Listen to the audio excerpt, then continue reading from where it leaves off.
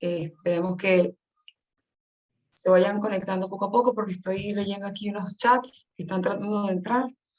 Y bueno, tengo el placer de presentar a nuestras invitadas de hoy, con quienes iniciaremos un diálogo sumamente fructífero, estoy segura, en esta sesión Animales no humanos. Nos acompaña Maybeth Garcés Brito, que es magíster en Filosofía por la Universidad Simón Bolívar de Caracas, Venezuela, y licenciada en Filosofía por la Universidad Católica Andrés Bello, también de Caracas, Venezuela. Ha sido profesora de la Universidad Central de Venezuela, la Universidad Católica Andrés Bello, y actualmente se desempeña como profesora de alta dedicación del Departamento de Humanidades y Comunicación de la Universidad Católica del Uruguay. Sus principales áreas de interés en la investigación académica son el pensamiento de Nietzsche, la ética y la estética. Su tesis de maestría se tituló El arte como promesa de felicidad, una aproximación a la fisiología del arte en el pensamiento de Nietzsche. Y en relación con el tema que trataremos, ha publicado Los valores estéticos como valores fisiológicos, Nietzsche y la fisiología del arte, y Nietzsche y la experiencia estética como superabundancia de fuerzas comunicativas. Asimismo, nos acompaña también, y quisiera presentarla de una vez, para luego al final iniciar una discusión entre todos, a Gabriela Balcarce, a quien le damos la bienvenida. Es doctora de Filosofía en Filosofía por la Universidad de Buenos Aires. Su área de investigación se adscribe a la filosofía contemporánea, inicialmente centrada en los aportes de la deconstrucción al debate posthumano. Actualmente se encuentra abocada a la temática del posthumanismo y la noción de buen vivir. Es docente de las materias metafísica, problemas especiales de metafísica y filosofía de la animalidad en la Facultad de Filosofía y Letras de la Universidad de Buenos Aires. Investigadora adjunta del CONICET y autora de Derrida, Galerna 2016, y de Lecturas de la Espectralidad. Algunos aportes de la construcción al debate posthumano están en la Cebra, que está en prensa. Es directora de la revista de Estudios Posthumanos, miembro de la red red de Cosmografías, Red Iberoamericana de Ontologías Posthumanas y Red Latinoamericana de Posthumanismo. Directora del proyecto de investigación Usos deconstructivos de la espectralidad hacia un materialismo posthumano.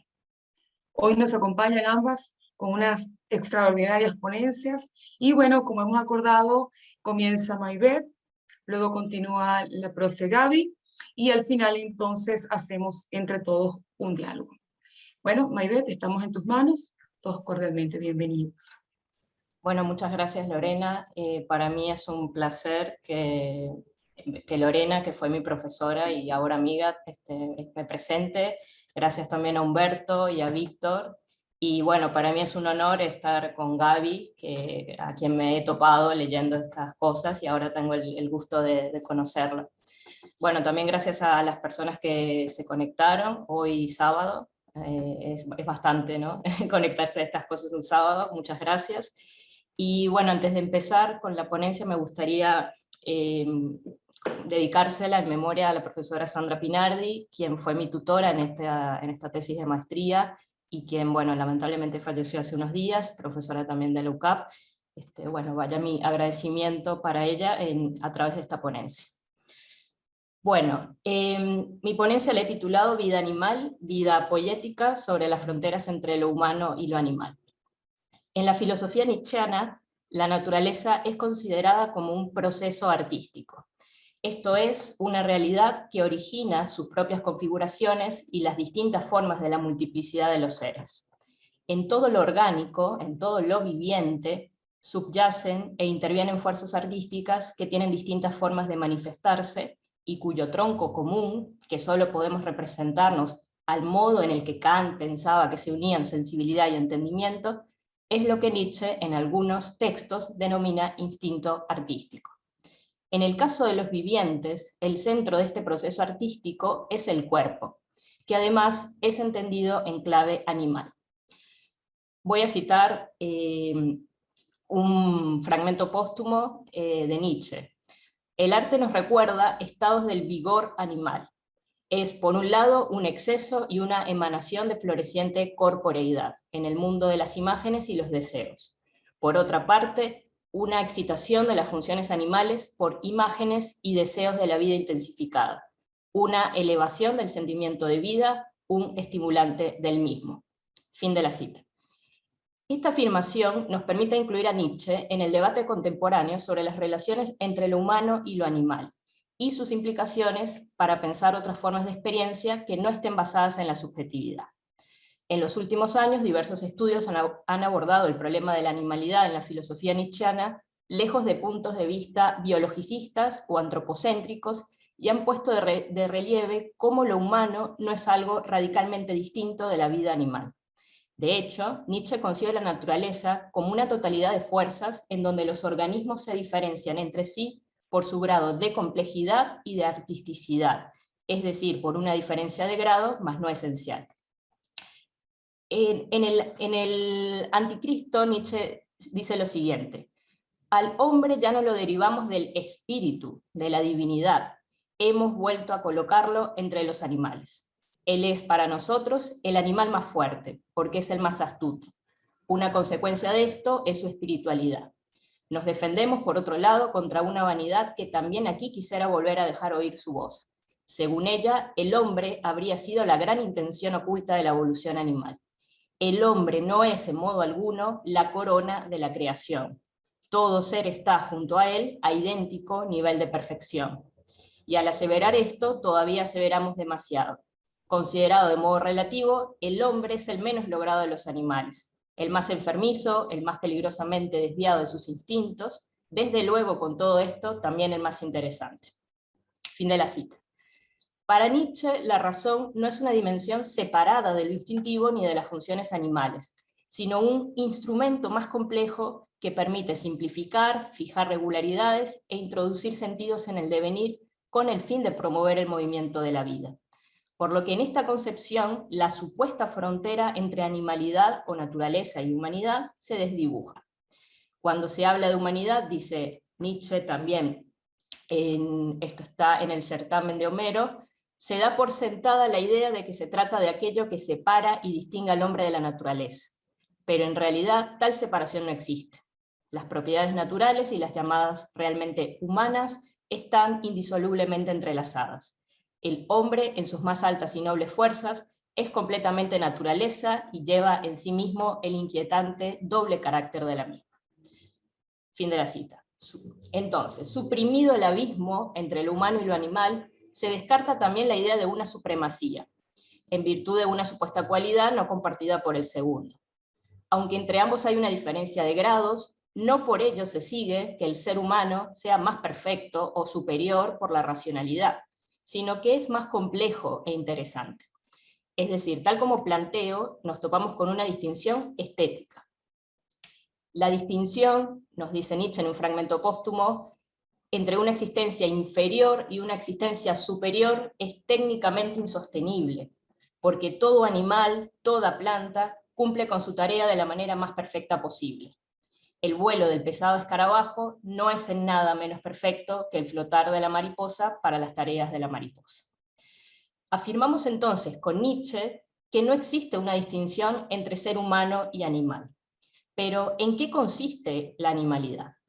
En varias partes de su obra, Nietzsche caracteriza al ser humano como un animal magnífico, un superanimal y un animal fantástico, entre otros tantos adjetivos que acompañan al sustantivo animal. Nietzsche no asocia la animalidad ni con la irracionalidad ni con la brutalidad, sino con la vida. El animal se define desde principios de la tradición filosófica occidental como el ser viviente. La palabra griega para decir animal, zoon, significa, de hecho, viviente. Para el filósofo, el animal es el ser viviente, no porque cumpla ciertas funciones nutritivas o biológicas elementales, también lo hace, sino porque es el ser que está más próximo a la espontaneidad de la naturaleza y de la vida. Por espontaneidad entendemos aquí la cualidad del movimiento que origina algo y que no tiene como antecedente una razón o un cálculo. Desde esta perspectiva, la espontaneidad consistiría en un modo de actuar libremente, sin base en decisiones como las pensadas por el racionalismo moderno, como la de razón-praxis o alma-cuerpo.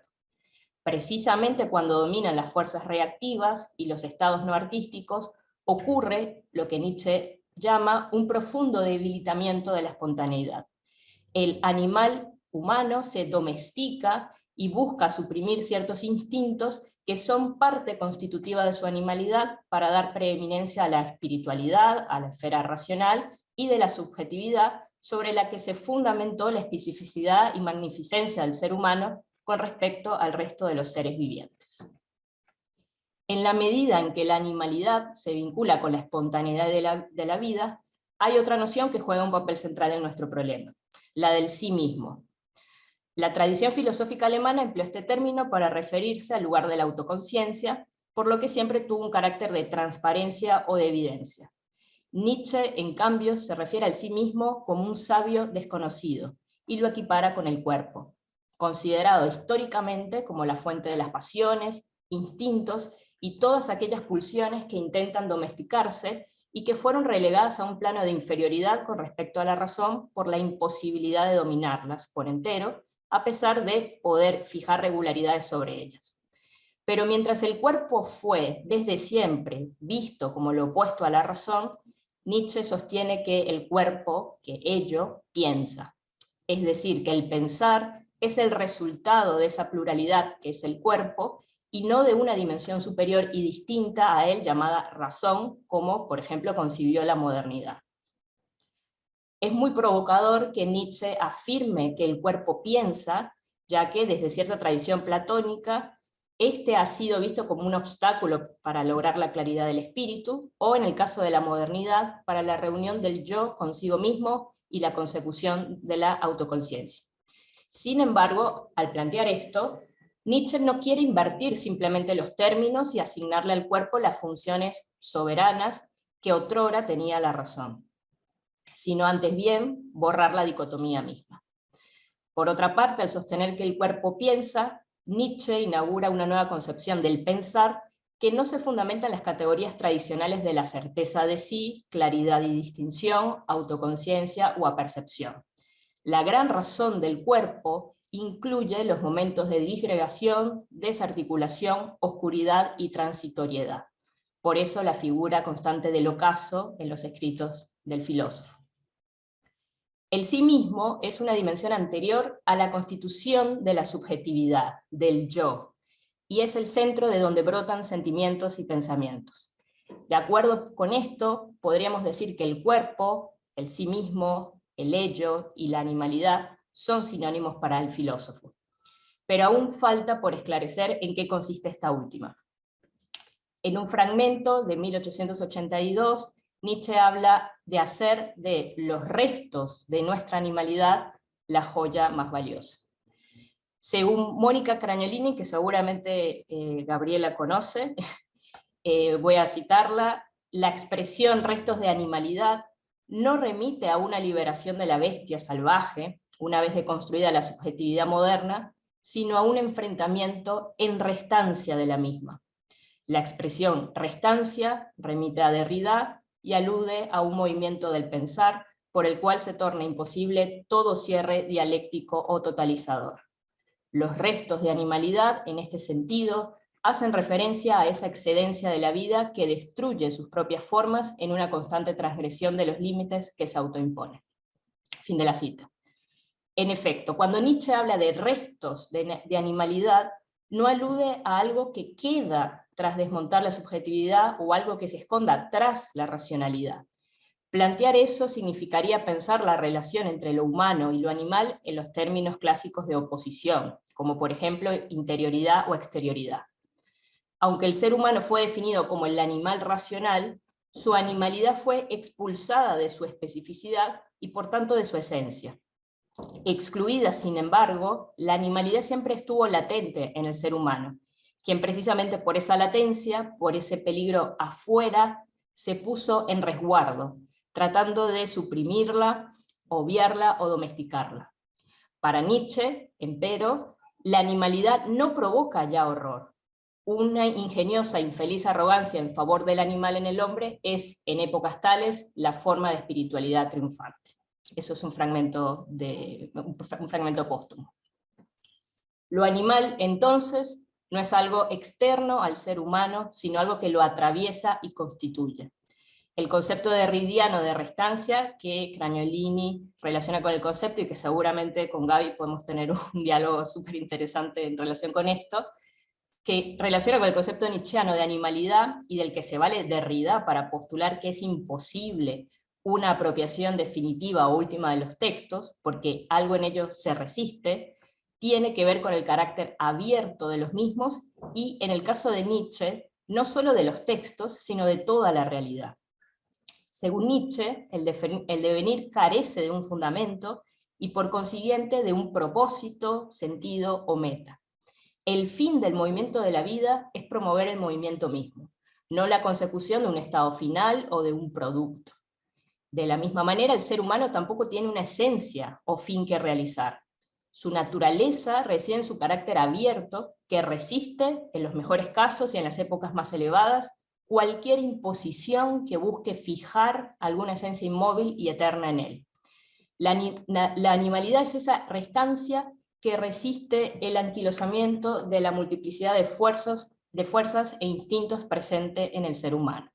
La fuente del instinto de autoconservación que radica en el continuo sobrepasarse, que implica de suyo la disgregación constante de aquello mismo que produce.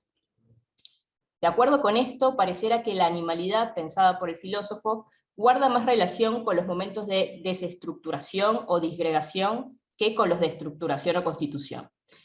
¿Cómo podemos reconciliar esto con su concepción del arte en tanto fuerza creadora? En primer lugar, hay que señalar que Nietzsche no entiende por arte un producto u obra culminada, sino el proceso o actividad en el que se constituye algo. Es decir, en el sentido griego de poiesis, que Platón en el Banquete define como el paso del no ser al ser. En mi opinión, Nietzsche resalta de la poiesis ese carácter de tránsito o paso que comparte con otra noción central en la filosofía occidental, la de potencia, dynamis. Lo definitorio de la potencia es su carácter intermedio entre el no ser y el acto. Lo valioso de la fuerza creadora no está en sus obras, sino en la potencialidad que permite abrir el paso para ellas. Justamente por esto Nietzsche concibe que el mundo es voluntad de poder, por la capacidad y riqueza que tiene el devenir para darse luz a sí mismo y configurarse de distintos modos. Que la animalidad guarda más relación con el momento de disgregación que con lo creado mismo, nos lo indica también lo planteado por el filósofo en la segunda introspectiva. Allí Nietzsche contrapone la felicidad del animal, que vive de manera ahistórica, a la infelicidad del ser humano, que tiene la capacidad de recordar y de hacer historia. Abro cita de la segunda introspectiva. El hombre pregunta al animal, ¿por qué no me hablas de tu felicidad y únicamente me miras? El animal quiere responder y decirle, esto pasa porque siempre olvido lo que quisiera decir. Entonces también se olvidó de esta respuesta y calló, de modo que el hombre se quedó asombrado. Fin de la cita. Aunque no pueda desarrollar los planteamientos sobre la historia y el papel del olvido y la memoria en dicha intempestiva, me interesa resaltar que el olvido es pensado aquí como una fuerza activa, que se halla en todo momento de apropiación y creación, y que permite establecer un horizonte determinado desde el cual juzgar el pasado. El olvido proporciona una atmósfera disolutiva, un pasajero aniquilamiento, que crea el poco de silencio para abrir sitio para lo nuevo. Mientras el ser humano tiene la capacidad de decir fue, y en ocasiones puede vivir bajo el peso del pasado o la angustia del futuro, el animal experimenta el tiempo en tanto instante, es decir, como tiempo puntual y fugaz en el que sucede algo, pero en el que enseguida se disgrega. El instante es el tiempo de la potencia y de la fuerza. Si el nihilista sucumbiría ante lo efímero de la vida y ante su incapacidad por encontrar algo eterno, el artista encuentra en esa fugacidad una invitación para la continua creación. Por eso Nietzsche escribe que el instante devora lo que produce y, no obstante, ahí todavía sigue teniendo hambre. Y Zaratustra afirma que en cada instante comienza el ser. En torno a todo aquí gira la esfera allá. El olvido es, pues, esa fuerza que, como sostiene el filósofo en la genealogía de la moral, permite el paso a nuevos y extraños actos de voluntad, en tanto voluntad de poder, siempre provisorios. La concepción nietzscheana de la animalidad se aleja de posturas humanistas que plantean que, si el ser humano no tiene ninguna esencia que realizar, y el proyecto que es depende de sí mismo, es porque precisamente no es un animal. La tradición occidental ha visto determinaciones y regularidades en el comportamiento de los animales, pero desde la perspectiva de Nietzsche, todo establecimiento de órdenes y supuesto hallazgo de uniformidades no son más que falseamientos de lo real que nos permiten movernos en el mundo con mayor seguridad. El ser humano observa comportamientos regulares en el animal porque le facilita la comprensión de ese otro que supuestamente es distinto a él y porque de esa forma puede dominarlo. Pero incluso ha llegado a plantear lo mismo acerca de sí mismo. Ha hecho de sí un animal sujeto a ciertos controles, a ciertas prácticas que buscan sujetarlo, o, para utilizar la fórmula de Foucault, a ciertas tecnologías del yo. Esto es, técnicas ejercidas sobre el cuerpo, el alma, los pensamientos y las conductas que tienen como fin el dominio de uno mismo. A juicio de Nietzsche, esta visión implica una reducción de la vida a la esfera del bios, y sobre todo de la subjetividad. Agamben ha señalado que los griegos no tenían una única palabra para expresar lo que nosotros llamamos vida, sino dos, la zoe, que se refiere al hecho de vivir común a todos los vivientes, y bios, que significa la forma particular en la que vive un individuo o grupo. En la ontología nietzscheana, como espero haber planteado, subyace en la naturaleza, entendida como totalidad de fuerzas, un instinto artístico que comparten todos los seres, pero que se expresan de distintos modos de acuerdo con su complejidad. La noción nietzscheana de vida estaría más cerca del concepto griego de zoe que del de bios, pues entiende lo viviente como aquello común a todos los seres, incluso a lo inorgánico, pero no signado por regularidades o por el mero hecho de existir, sino por la espontaneidad. Kerenji observa que con la palabra zoe, los griegos apuntaban a la vida sin caracterizaciones y vivida sin límites, la cual se equipara con Dioniso, raíz de la vida indestructible, el de la vida que se desborda y en donde se revela la potencia artística de la naturaleza, no ya la de un ser humano individual. En este horizonte, lo animal no está en la esfera del bios, de los comportamientos caracterizados de un grupo particular o de una concepción de vida regulada por una necesidad a la que están atados determinados seres que pertenecen a un grupo inferior, o incluso el ser humano si se lo toma como un animal, sino en la esfera de la zoe, de una comunidad signada por la espontaneidad de la vida que se resiste a ser catalogada, fijada y diferenciada de su propio ser. Si el humano es el animal no fijado, lo es en virtud de su animalidad, y no de una dimensión racional que de hecho se piensa universal e igualmente válida para todos. Acá voy a abrir una cita de un fragmento póstumo de Madurez. Los hombres, en virtud de su creciente moralidad, se imaginan con toda inocencia y vanidad que se elevan desde el animal al rango de dioses y a destinos supraterrenales, pero en verdad se hunden.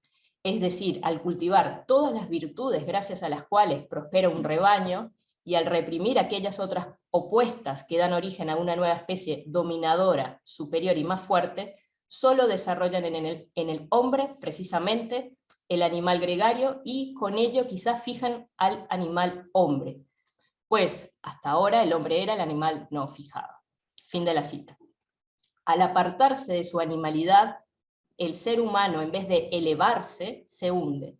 Al hacer de la subjetividad la dimensión más importante de sí, se hace un objeto para sí mismo y queda fijado, en el lugar del yo y del cogito, olvidando su propia espontaneidad y la riqueza de la multiplicidad de sus instintos, pues la racionalidad atiende y valora más lo regular, lo uniforme, y reduce todo a la mismidad de ella misma. Bajo el dominio exclusivo de la razón, el ser humano no se vuelve un ser superior, esto es, un ser que tiene cada vez más un mayor número de perspectivas posibles sobre la realidad, sino un ser empobrecido que ve en todas las partes lo igual. Por otro lado, esta transvaloración de la animalidad hecha por Nietzsche replantea las relaciones tradicionales que se han mantenido con los animales y que son extrapoladas a los seres humanos mismos. Dos son los modos de relación con el animal que Nietzsche advierte a lo largo de la historia: la explotación y el exterminio. En Humano, demasiado humano, escribe lo siguiente: Si los animales nos reportan perjuicios, entonces nos afanamos de todos los modos en su exterminio. Y los medios son con frecuencia bastante crueles, sin que propiamente hablando lo queramos. Es la crueldad de la irreflexión. Si nos son útiles, los explotamos, hasta que una prudencia más sutil nos enseña que ciertos animales rinden bien con otro tratamiento, a saber, con el del cuidado y la cría. Fin de la cita. Estos tratos con los animales parecen fundarse en la idea de que, en la medida en que carecen de autoconciencia, pueden ser objeto de exterminio o ser utilizados para nuestro provecho. Los planteamientos éticos de la tradición ilustrada, como, por ejemplo, los de Kant, proponen que solo la persona, en tanto ser racional, tiene la dignidad de ser tratada como un fin en sí mismo y nunca como un medio. Como apunta Heidegger, a través de la razón, el hombre se eleva sobre el animal, pero de tal manera que aquel tiene que volver la mirada al animal que deja por debajo, para tomarlo bajo sus riendas, cita literal de Heidegger. La supuesta superioridad, la elevación del humano frente a la bestia, da pie para su dominio. Si la racionalidad es vista como un invento de cierto tipo de animales, en el minuto más arrogante y mentiroso de la historia universal, cita Nietzsche, estos modos de relacionarse con lo animal y de pensar la animalidad misma quedan en entredicho. El pensamiento nietzscheano se encuentra entonces en perfecta sintonía con ideas como las de Emanuele Coccia, un filósofo italiano contemporáneo, quien propone pensar, por ejemplo, nuestra relación con el mundo y los no humanos fuera del marco de la utilidad y el orden, y más como una experiencia artística en donde la diversidad es lo fundamental, pues no hay mundo allí donde existe una única forma de vida. Pensar lo poshumano implica como punto de partida abrazar esta diversidad. Bueno, muchas gracias.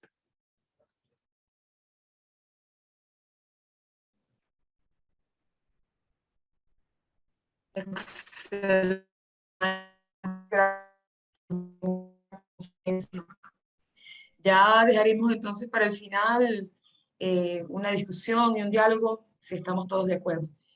Por tanto, ahora le doy la palabra a la profesora Gaby Balcarce desde Buenos Aires, quien sin duda va a complementar esta discusión de una manera maravillosa. Gaby, te escuchamos. ¿Qué tal? ¿Cómo están? ¿Se me escucha bien, verdad? Perfectamente. Bueno. Bien. Muchas gracias a todos los que están aquí escuchándonos. Es un placer estar con ustedes y bueno, es un placer también ser parte de esta red tan importante de pensamiento poshumano latinoamericano, así que bueno, muy contenta de ser parte. Bien. Hablar de postnaturalismo supone considerar la ruptura del concepto de naturaleza que heredamos de la modernidad. Y con ello, el modo de pensar los animales, humanos o no, los cuerpos y otras alteridades significativas. El discurso científico moderno, supuestamente neutral, desinteresado, encubre una teología política de la naturaleza, enmarcada en la supremacía de lo humano, entendido una vez más como ens creatum. Así, se le atribuye al humano una supremacía onticontológica respecto del resto de los seres, habilitado entonces al dominio de estos.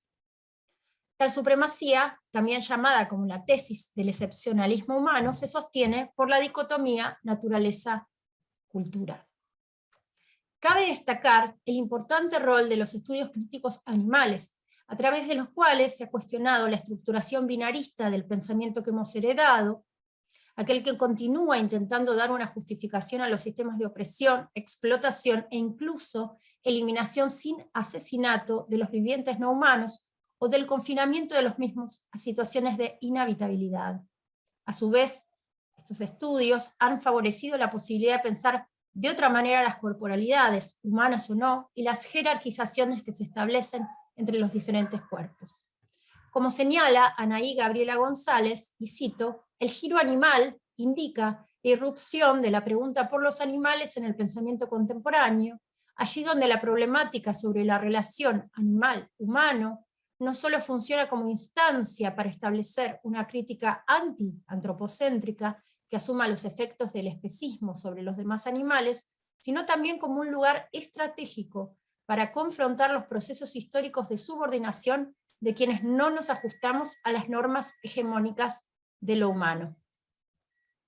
El humanismo ha puesto al viviente humano, es decir, varón, cis, blanco, heterosexual, del norte global, propietario, entre otras cuestiones no tan universales por cierto, en un lugar de privilegio respecto del resto de los que no han sido considerados como tal, pues la construcción de lo humano implica un afuera constitutivo que produce ciertas vidas como menos humanas o no humanas. Antes que la remisión a lo temporal, el prefijo post de postnaturalismo indica abandono, descentramiento y puesta en abismo de la mirada moderna. Es por ello que hacer foco en estas cuestiones implica un ejercicio deconstructivo de desplazamiento y dislocación filosófica que hace de los márgenes el centro de la indagación. La desestabilización del concepto de naturaleza propuesta por Bruno Latour remueve la idea de pasividad intrínseca a ella, dando cuenta de una agencia extraña a nuestras epistemologías. En este sentido, cabe destacar el gran aporte del giro ontológico y sus procesos de simetrización ontológica, expresada en ontologías relacionales entre humanos y no humanos, y con ello la apertura a lo que Marisol de la Cadena describe como una política pluriversal.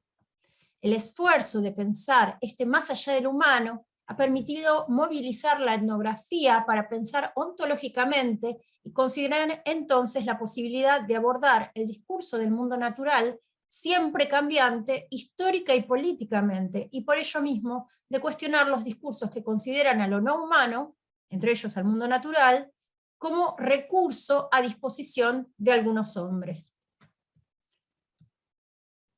El cuestionamiento del colonialismo inherente a nuestras epistemologías latinoamericanas, así también como el relevo de los nuevos colonialismos globales que se imponen en diferentes territorios, reforzando los borramientos históricamente sostenidos e incrementando el racismo entre diferentes formas de vida, humanas o no, está presente en también las investigaciones en torno a lo que Eduardo Viveiros de Castro denominó, junto con otros colegas, perspectivismo amerindio. Mediante el esfuerzo y el aprendizaje de las culturas de la Amazonía, el antropólogo brasileño desarrolla la idea de que el mundo se encuentra poblado por diferentes seres dotados de conciencia y cultura. No obstante, la no separación, o el continuum, entre naturaleza y cultura impide aquí hablar simplemente de multiculturalismo, ¿no? Y en ese sentido hablamos de multinaturalismo. Me permito citar del texto de Débora Danowski y Eduardo Viveiros de Castro un fragmento, es decir, de Hay un mundo por venir. Los amerindios forman parte de aquella gigantesca minoría de pueblos que jamás fueron modernos porque nunca tuvieron una naturaleza y por lo tanto jamás la perdieron ni tampoco necesitaron liberarse de ella. También es interesante señalar la importantísima intervención que vienen haciendo desde el movimiento de mujeres indígenas por el buen vivir y con la visibilización del terricidio y cómo éste impacta en formas de vida no modernas. A su vez también la cuestión, por supuesto, del buen vivir. Frente a la postura humanista clásica y su férrea distinción con el mundo natural, cuya agencia solo se restringe al mundo de lo humano y al pensamiento de la cultura como la superación de este mundo, el postnaturalismo contribuye en primer lugar al descentramiento de lo humano, esto es al post-antropocentrismo, y de su lugar de privilegio onticontológico, favoreciendo la posibilidad de pensar otros modos de la subjetividad y del ser con otros, ya no desde el paradigma de la semejanza, la sangre o la especie, sino desde la articulación de lo heterogéneo. Nos interesa entonces avanzar en este punto sobre la agencia de lo no humano a la luz del suplemento y la noción de prótesis, nociones relevantes a la hora de cuestionar el anclaje de lo natural a una lectura teleológica que vuelve incuestionable la organización del mundo y la superioridad de lo humano, de ciertos humanos, vamos a decir, incluso de lo que se considera como lo propio del hombre, dado que la naturaleza no es, como diría Hegel, la idea fuera de sí. Y cito a Derrida: la suplementariedad posibilita todo lo que se constituye como lo propio del hombre, por lo cual eso propio del hombre no es lo propio del hombre, es la dislocación misma de lo propio en general, la imposibilidad y por ende el deseo de la proximidad consigo, la imposibilidad y por ende el deseo de la presencia pura. La idea del reemplazo, del suplemento, suele asociarse a la carencia o precariedad. Sin embargo, la precariedad aquí ocupa el lugar de la contingencia antes que el de la falta, frente a una presunta o soñada perfección. Esta marca de contingencia desbarata el binarismo entre naturaleza y prótesis, escapa a las impuestas dicotomías metafísicas entre cuerpo y alma, forma y materia, ya que su plasticidad carnal desestabiliza la distinción entre lo imitado y el imitador, entre la verdad y el referente, entre la naturaleza y el artificio. La prótesis, señala Derrida, opera en la indecibilidad y responde a la lógica del peligroso suplemento, ese otro nombre de la diferencia que añade y sustituye a un mismo tiempo, haciendo pasar una cosa por otra. La prótesis no es una nueva naturaleza, es una tecnología de inscripción. Preciado aborda la cuestión del género como prótesis, indicando que este no es simplemente performativo, esto es un efecto de las prácticas culturales lingüístico-discursivas, sino que es ante todo prostético, es decir, puramente construido y al mismo tiempo enteramente orgánico. En el prefacio de Cuerpos que Importan, Judith Butler expresa su interés acerca de la materialidad de los cuerpos, indicando que estos portan siempre un movimiento fronterizo. Analizar la temática de los cuerpos constituye para la autora un saqueo del logos, contra las posturas constructivistas que sostienen la separación entre cuerpo-mente, naturaleza-cultura, y que en algunos casos radicales refutan la realidad de los cuerpos. La autora propone un retorno a la noción de materia como un proceso de materialización, cito, que se estabiliza a través del tiempo para producir el efecto de frontera, de permanencia y de superficie. Ni en latín ni en griego, cito de nuevo a Butler, la materia o ile, es una positividad o un referente simple o en bruto. Tampoco es una superficie o una pizarra en blanco que espera una significación externa, siempre es algo, en cierta medida, temporalizado. La temporalidad entonces es esencial a este proceso como repetición que siempre torna diferente aquello que se repite, es decir, iteración. Las fronteras se tornan permeables y divergentes de sus formas previas, corriendo a los límites de la forma y la composición de los ensambles en juego una y otra vez. Poner en cuestión la eficacia devastadora que el humanismo ha constituido por lo no humano implica cuestionar las versiones superadoras de lo humano, que no hacen sino reproducir las desigualdades heredadas. Sostener la politicidad del mundo natural, lo que abre a perspectivas no humanas, esto es, post-antropocéntricas en alianzas no eugenésicas, es de total importancia. Estas alianzas operan en reciprocidad, en heteroafección y en la generación de alianzas de mutua necesidad. En este sentido es interesante considerar la subjetividad poshumana como el atravesamiento de lo diverso, que pone de manifiesto el contacto complejo entre lo humano y lo no humano, allí donde la contaminación y la hibridación permiten pensar otras formas de la subjetividad y del ser con otros, más hospitalaria. No hay una unicidad de la naturaleza, hay múltiples naturalezas o pluriversos. Debemos encontrar otra relación entonces con lo que llamamos naturaleza, distinta a la de reificación y a la de posesión. Romper con el racismo implica romper con un modo de ser en común y también de entender desde la heterogeneidad que nos encontramos ante la necesidad de establecer conexiones desobedientes, no aseguradas por los modos clásicos de pensar la comunidad, que ha sido siempre desde la igualdad, la semejanza, incluso desde el racismo. Desde una perspectiva crítica del modo de pensar lo humano y lo no humano, desde la episteme humanista, es necesario entonces descentrar lo humano, romper este marco autorreferencial humanista que pretende distinguir clara y distintamente los modos de alteridad significativos, cuáles son y en qué difieren, intentando traducirlos a una oposición y volcarlos así al modelo positivo de la dialéctica, donde el otro siempre es un momento a ser integrado en una totalidad.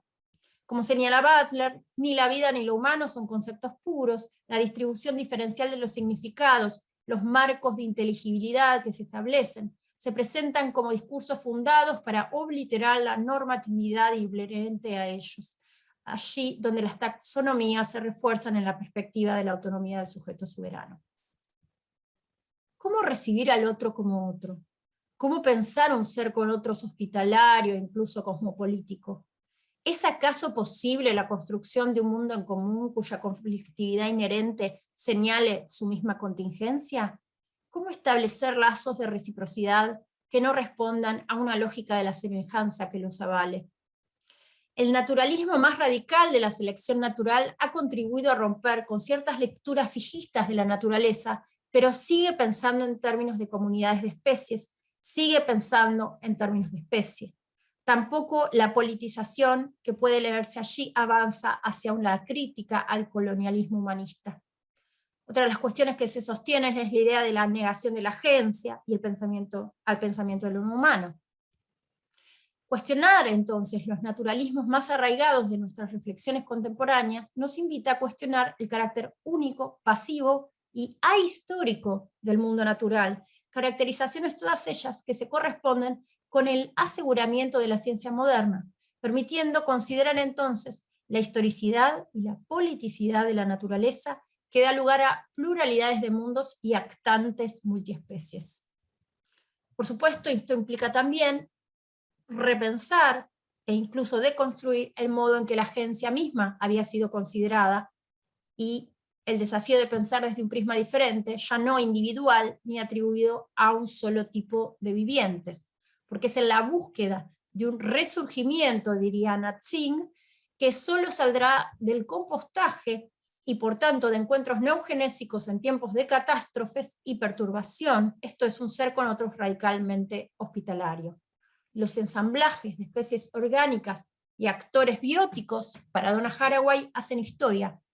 Este es el atrevimiento al que nos invita a pensar el postnaturalismo, considerar otros modos del actuar y de la responsabilidad alejados del pensamiento autorreferencial del humano y sus migrañas solipsistas. Hacer es hacer con otros, de modo que toda poiesis es siempre simpoiesis. Estos modos del ser con otro no responden a los modelos homogeneizantes de la norma, ya sea nacionalista o de otro tipo. Implican una mirada diferente de nuestros modos de vivir que rompen con los binarismos socioconstructivistas entre cultura y naturaleza, así como también con las perspectivas naturalistas que implican un discurso desafectado y ramificado, si se me permite decirlo con las palabras de Mini Mesetas, de lo que en última instancia es el discurso de una, como decía al principio, teología política de la naturaleza.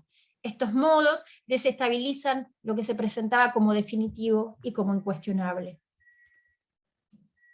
En ese sentido, la idea de compost, que me parece sumamente relevante para pensar en esta cuestión, implica en primer lugar la permeabilidad de los umbrales de las diferentes capas que se mixturan en una complejidad.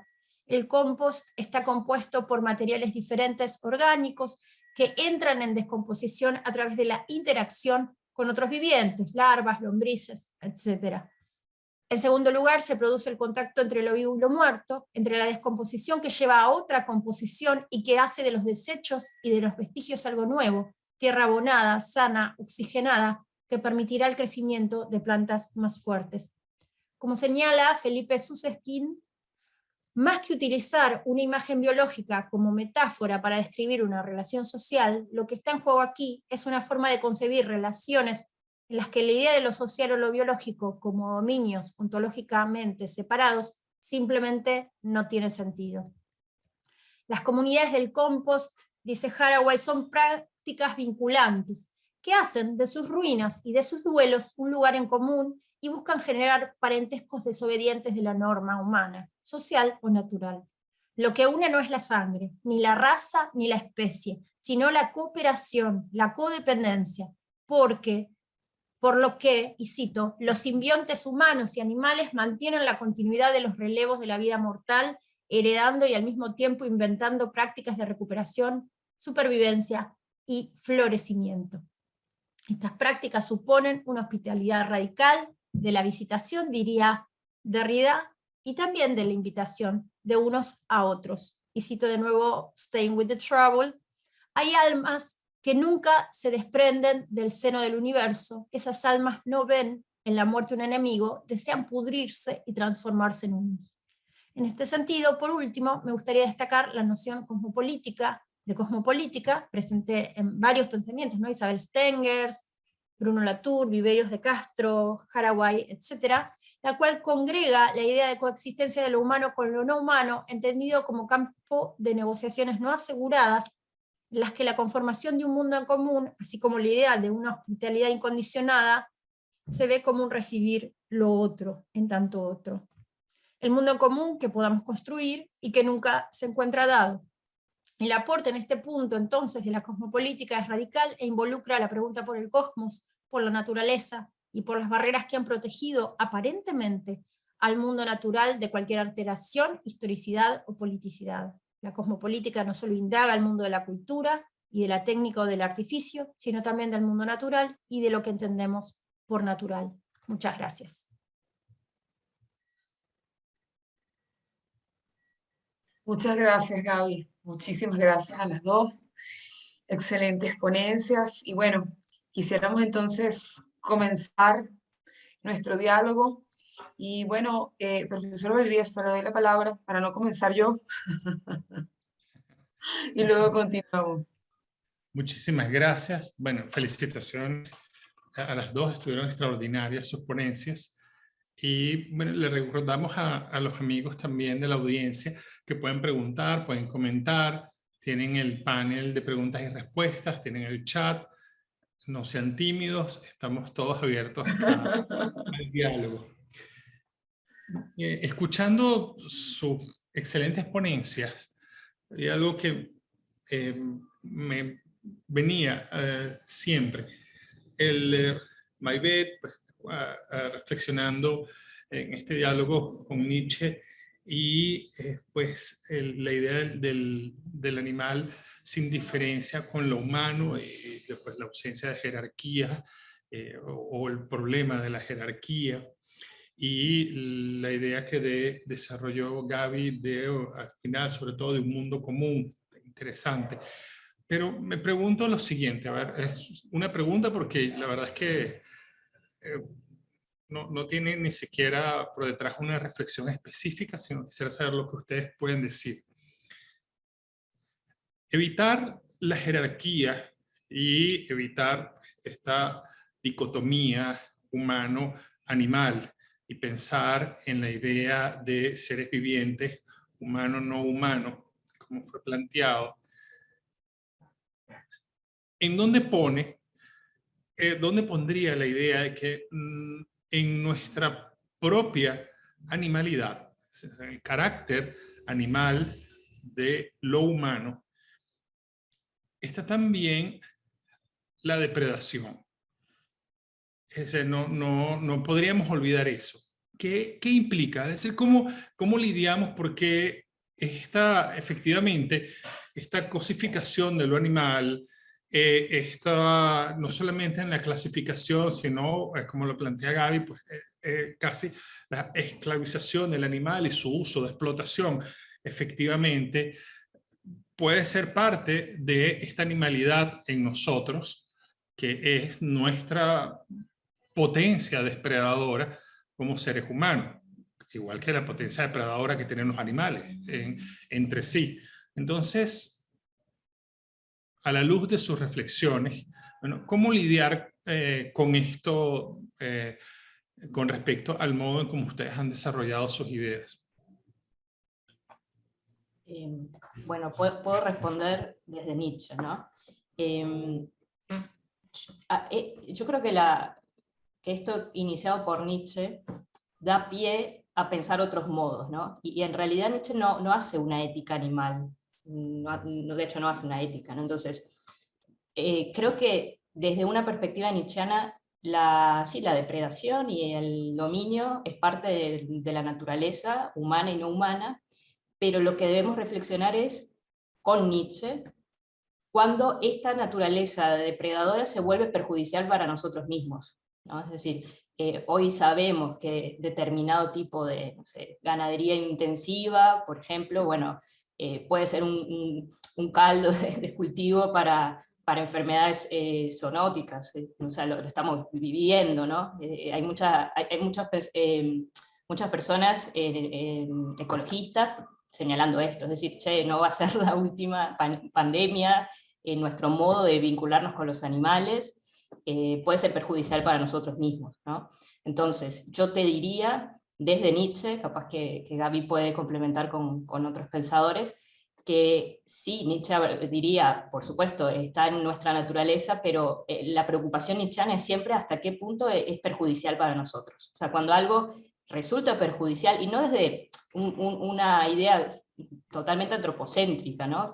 Pero el momento en que la vida enferma y que, por ejemplo, la diversidad de las especies está comprometida, ahí hay un problema, porque lo que sí plantea Nietzsche es, desde todo punto de vista, que la diversidad siempre es mejor, y que la multiplicidad es una distinción, es una concepción muy estética en el fondo, ¿no? Que la pluralidad y la diversidad es siempre mejor que lo homogéneo, ¿no? No sé si te respondí un poco, Humberto. Bien, bien, Gaby. Bueno, muchas gracias por la pregunta, Humberto. Para empezar, la pregunta por la jerarquía, yo creo que lo interesante es, quizás a modo metodológico, podríamos distinguir entre aristocracia y jerarquías. Es decir, puede haber en algún momento organizaciones de jerarquías, pero el punto es que no haya un aseguramiento incuestionable. Eso es la tesis de la excepcionalidad humana, el humano como norma, donde deja por fuera no solamente a otros animales, sino a animales humanos y no humanos. O sea, tenemos que entender acá que cuando hablamos de humano, muchas veces estamos hablando del humano como norma, y que ese humano como norma no clasifica para un montón de poblaciones racializadas y para un montón de vivientes, no solamente animales, sino también humanos, y por supuesto plantas, y etcétera. Y planeta, podríamos decir, y ponemos la palabra antropoceno. Luego, respecto de la cuestión de la depredación, etcétera, yo diría que qué más cruel que el humano, ¿no? O sea, me parece que muchas veces hay una separación con lo animal donde se pone, incluso con la máquina también, ¿no? El temor de que las máquinas nos conquisten, y sin embargo creo que son proyecciones más de lo humano que de lo que realmente son esas otras alteridades. Entonces, en ese sentido, creo que la pregunta, más que respecto de lo que pueda ser la violencia, por ejemplo, que no creo que haya que simplemente erradicar la violencia o pensar en términos como de una paz universal, me parece que esos proyectos han quedado truncos hace bastante tiempo ya. Sí creo que la pregunta es por la crueldad, y la crueldad es algo específico de lo humano. Claro. La crueldad nos impide poder ser depredadores en equilibrio, ¿no? Como en la naturaleza, y es lo humano, un poco lo que estaría planteado ahí, y que creo que también Maybeth desde Nietzsche esa lectura, es decir, esa crueldad que termina depredándonos a nosotros mismos y que no hace posible que se pueda tener una vida, incluso con la depredación y la necesidad de alimentarse, sin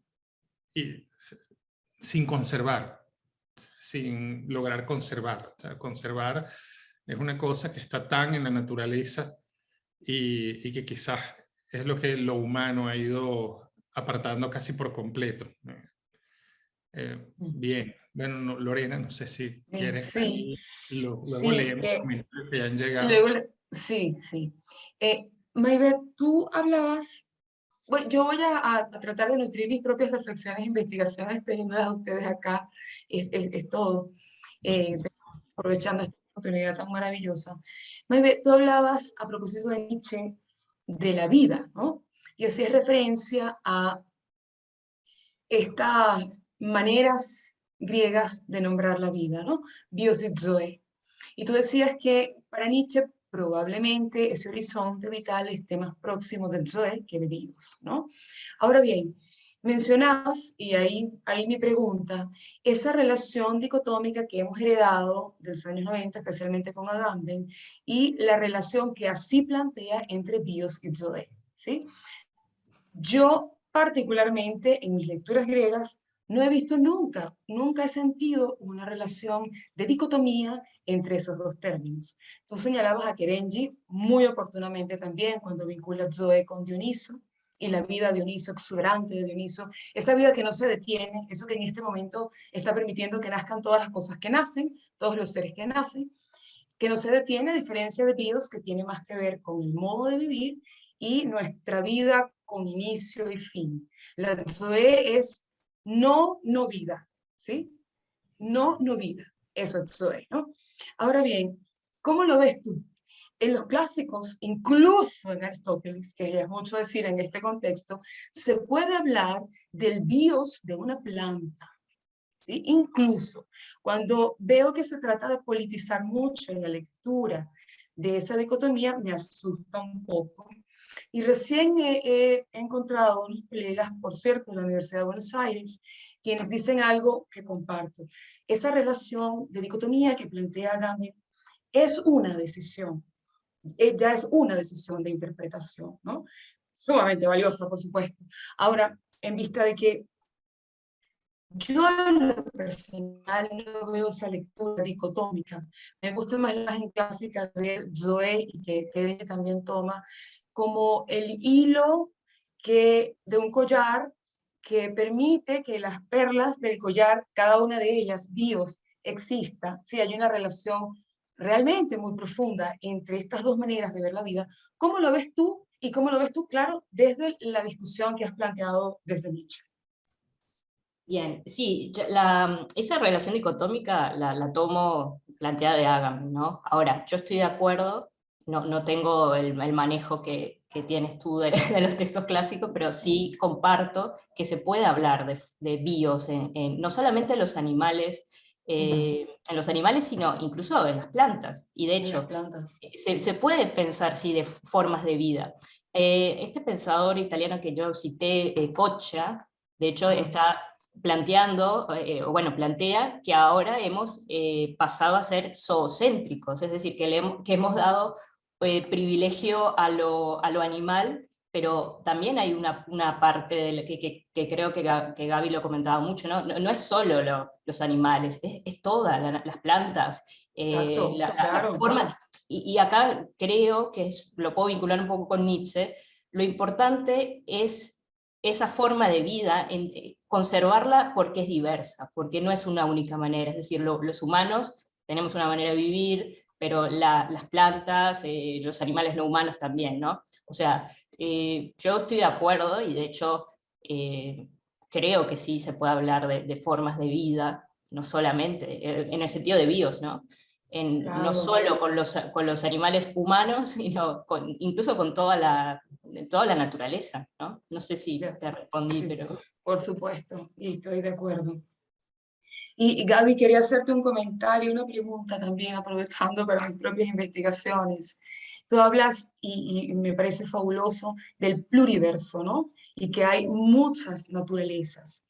Bien, ¿cómo congeniamos eso con la idea que trata también de, por supuesto, erradicar cualquier jerarquía ontológica o de cualquier tipo de lo humano, partiendo de allí? Pero que, por ejemplo, desde la física se trata de mostrar, por así decirlo, que en última instancia nosotros, las plantas, el animalito más sencillo o un exoplaneta, en última instancia somos un poco lo mismo. Cuerdas, cuantos, átomos, sunyata, como dicen los hindúes, etcétera, ¿no? Es decir, también tiene algo de lindo o algo conciliador y algo amoroso pensar que en última instancia el exoplaneta, el animalito y la planta y yo somos lo mismo. Es una cuestión de grados, de composición, pero no de jerarquía, de ninguna manera, ¿no? Ahora, ¿eso cómo se combina con eso que tú tan bellamente señalabas del pluriverso y de las distintas naturalezas que somos en el contexto de la diversidad y la pluralidad.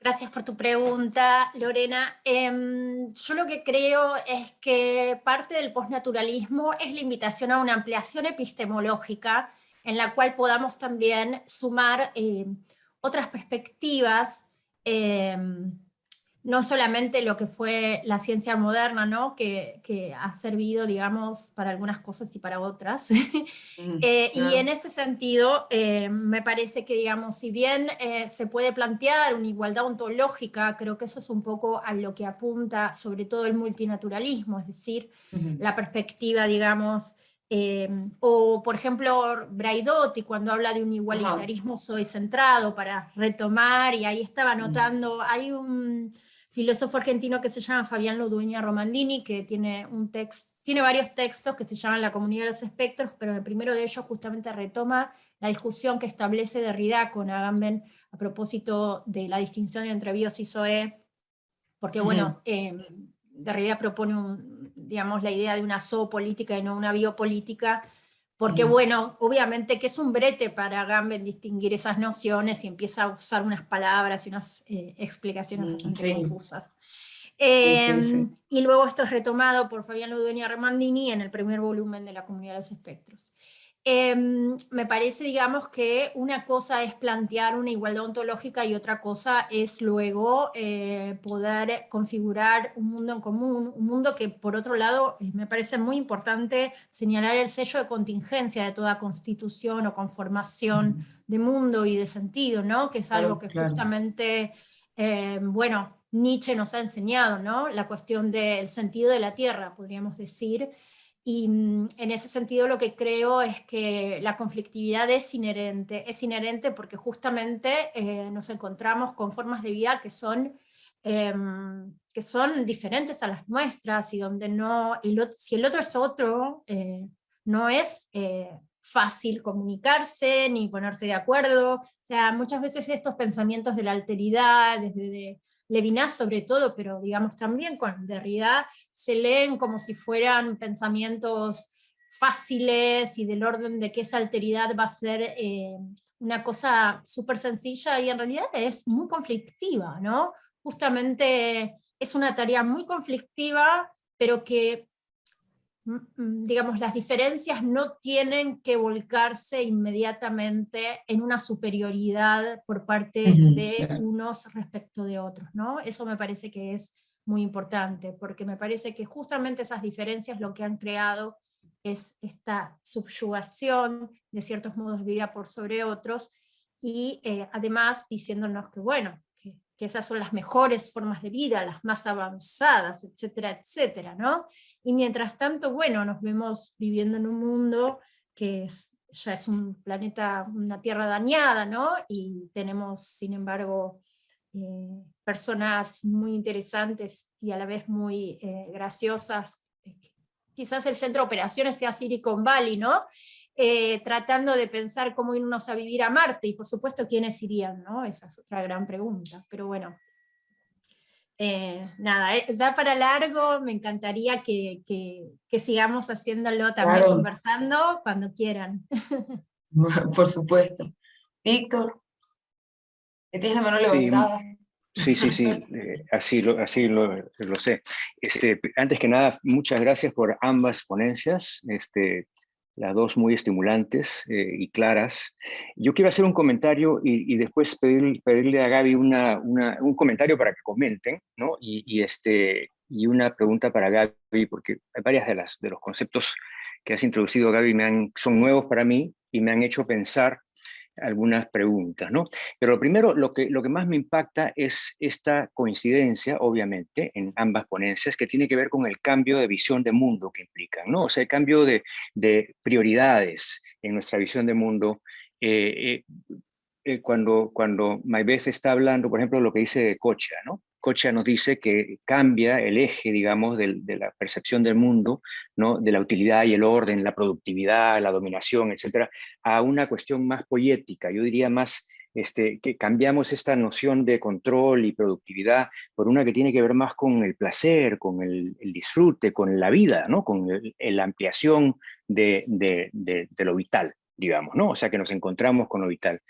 Y el concepto este que introdujo Gaby, el compost, ¿no? Que me pareció tan estimulante, la idea esta de que entonces lo que debería ser nuestro punto fundamental no es la competencia, no es el control, la productividad, sino más bien la codependencia, el hecho de que todos estamos pues muriendo juntos, ¿no? Y que en este planeta en el que estamos, que en este momento pues está en una crisis radical, pues con más razón encontrar en eso un punto de contacto. Entonces, esto es lo primero que quisiera introducir en la discusión, es esta, digamos, dos perspectivas desde las cuales llegamos a una misma conclusión. O sea, que el cambio de visión de mundo tiene que ver con, ¿no?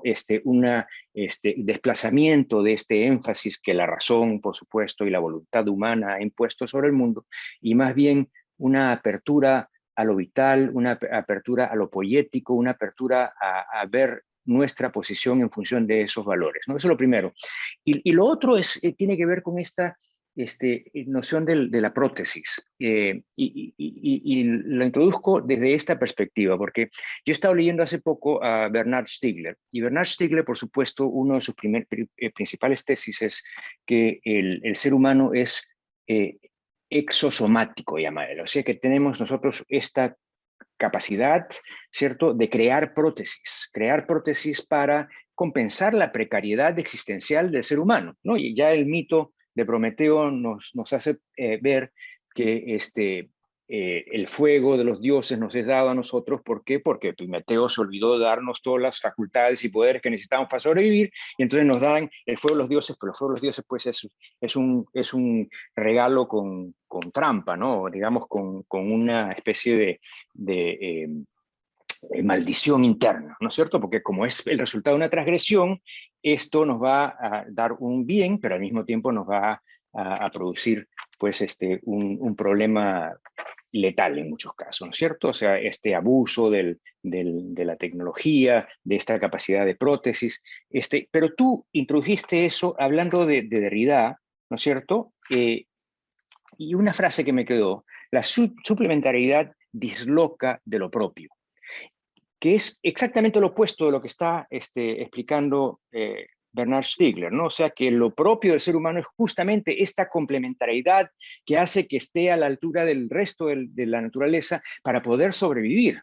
Claro, el problema con el ser humano es que, bueno, tiene esta semillita tanática, ¿no? Que lo malogra todo. Entonces yo quería que tal vez que explayes un poquito esta noción de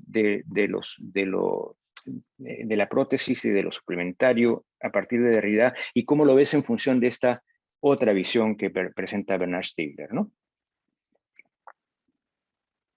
Muchas gracias, Víctor.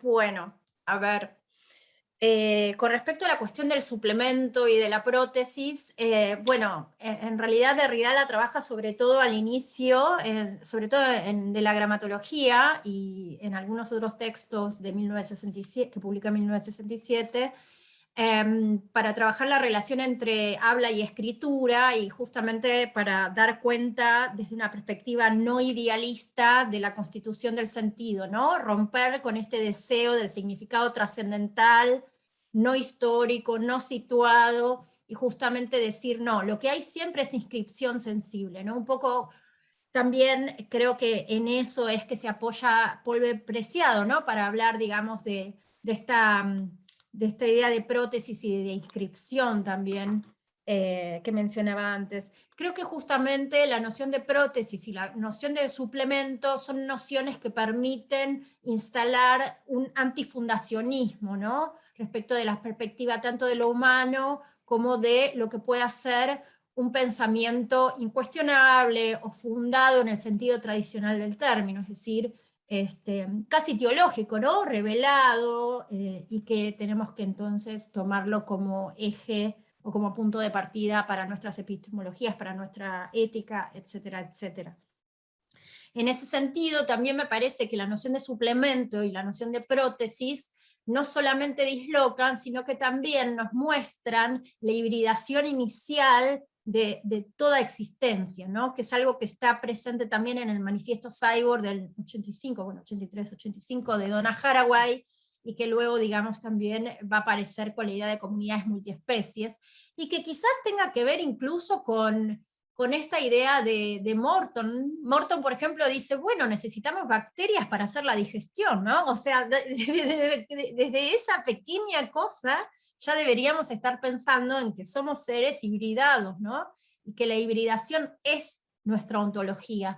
Entonces, en ese sentido, lo que me interesa a mí de la cuestión de la prótesis es justamente que es una figura, y del suplemento, que creo que por momentos son similares y por momentos no, es justamente esta idea de pensar desde la hibridación y también de pensar nuestro vínculo con la tecnología, ¿no? Que esa es otra de las cuestiones que además vi por ahí en el chat, que había preguntas alrededor de eso, porque justamente a mí, digamos, el postnaturalismo no me interesa en términos de apelar a una naturaleza esencialista. La idea no es volver a la naturaleza como si todo lo demás hubiera sido una degeneración de ello, o como si la tecnología fuera solamente algo o la tecnología fuera algo que nos va a convertir en dioses, ¿no? Que es un poco la idea del transhumanismo, ese devenir posthuman. Perdón, que no los quieran mucho los transhumanos, pero me parece que son con quienes nos estamos peleando un poco, ¿no? Desde el poshumanismo crítico.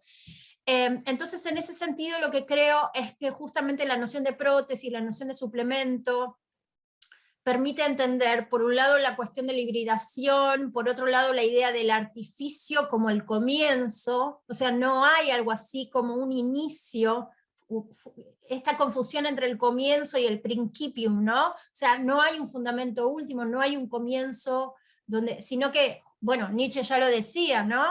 O sea, en el inicio no hay nada, o sea, porque somos seres finitos, entonces en ese sentido me parecía interesante la posibilidad justamente de cuestionar, digamos, estos saberes que hoy se presentan todavía desde un lugar tan certero, cuando nos encontramos con que somos seres finitos y con que finalmente, digamos, lo que hacemos es construir, ¿no? Y además unir, me parece a mí, la noción de tecnología con la idea de Techne, en un sentido más básico, nos va a hacer entender que esa tecnología también es parte de algo que siempre estuvo, que no es, si bien hubo transformaciones, si uno puede hablar de las transformaciones respecto de, por supuesto, del uso de los combustibles fósiles y toda una serie de cosas que están acabando con el planeta, podríamos decir, también, digamos, tenemos que entender que esas praxis está vinculada con la idea de Techne en general, y en todo caso lo que hay que someter, digamos, a discusión es la cuestión de la Techne, y no tanto la idea de pensar que la tecnología es mala y que la naturaleza es buena, como quizás hizo la segunda ola del feminismo y el ecofeminismo. En fin, no sé, dije demasiadas cosas y me parece que ya me perdí. Pero bueno, en principio, digamos, lo que sí puedo decir es que lo que yo veo, y no lo veo como tan resuelto, ni, bueno, justamente la idea no es que haya algo así como una última fusión de todo, donde nuevo paradigma florezca, pero sí lo que veo es una tensión en el postnaturalismo entre las miradas que tienen que ver más con esto de la prótesis, la hibridación, el cyborg. Por ejemplo, hace un tiempo, cuando yo di una charla sobre la cuestión del cyborg en la Fundación Andriani, después le hicieron una entrevista a Neil Harbison, que es una persona que ha sido declarada cyborg, y que yo esperaba que hiciera comentarios de tipo más transhumanos, ¿no? O sea, el uso de las tecnologías al servicio de un enhancement, de una mejora, ¿no? Y lo que señalaba es que todas estas transformaciones técnicas tenían que ver más con un parecerse a los animales en algún punto, y que en ese sentido lo que él planteaba no tenía que ver tanto con una mejora, sino con una ética interespecie. Y me parecía súper interesante, ¿no? Porque frente a la posibilidad de enfrentar una mirada más transhumana, donde la tecnología quizás nos permite recuperar ese fuego prometeico y convertirnos en dioses, pensar otro modo, ¿no? Que un poco es la invitación también del manifiesto Cyborg, creo, de nuestro vínculo con las tecnologías, y un modo también que rompa con el falogocentrismo, ¿no? Que es algo que también invita Haraway. Harbison es el que y tiene la otra la línea, antena. perdón, ¿sí? y la otra línea, porque me quedé con... la otra línea tiene más que ver con el multinaturalismo, y en ese sentido con los aportes, sobre todo de la etnografía y de las antropologías postestructuralistas, donde podemos también pensar en Eduardo Kohn, ¿no? Cómo piensan los bosques, o en Viveiros de Castro, en Latour también, donde por un lado hay muchos elementos interesantes como la teoría del actor red y toda una serie de cuestiones que tienen que ver con la posibilidad de pensar la agencia desde otra perspectiva, y por lo tanto empezar a pensar también en otras escalas y la posibilidad de la agencia de lo no humano. Pero también dentro de estas perspectivas, por supuesto, tenemos, digamos, todo lo que tiene que ver con el recibir, digamos, y el abrirnos a epistemologías, como puedan ser las cosmologías amerindias, y ahí tenemos como, por momentos, un recibir que nos ayuda a pensar muchísimas cosas, pero por otro lado también tenemos muchas diferencias, ¿no? Porque efectivamente, como te decía antes, a mí mi idea no es volver a la naturaleza en el sentido primigenio, ¿no? Entonces ahí creo que hay como un elemento que quizás vos hayas captado, Víctor, que tiene que ver como con estas dos miradas del postnaturalismo que no necesariamente se engarzan en una sola, ¿no? Muy bien, excelente. Creo que podemos leer un poco las preguntas y los comentarios que nos han hecho. Bueno, la gente muy contenta, agradecimientos de Roberto, y de mucho. Voy a ir directo a las preguntas. Una ponencia que deja mucho para reflexionar. El concepto de pluriverso amplía mucho las perspectivas sobre el tema. Felicitaciones. Gabriela, ¿podrías ahondar sobre las relaciones del buen vivir de las mujeres de Abya Yala con el pensamiento poshumano? Gracias. Leo 2 o 3 y van eso. El rescate de la animalidad desde lo humano implica apropiarse de la libertad, tal como lo dijo Nietzsche, pero esto implica una nueva responsabilidad hacia los otros animales. ¿Se superaría con ello las formas de vida sociales crueles hacia el animal? ¿Cómo sería esa responsabilidad? Bueno, creo que aquí hay 2 preguntas importantes y fuertes que ustedes pueden abordar. Si les parece, yo respondo la primera y Maybeth la segunda, ¿verdad? Yo Sí. tengo una pregunta para Maybeth, pero se la puedo hacer después, o en otro momento.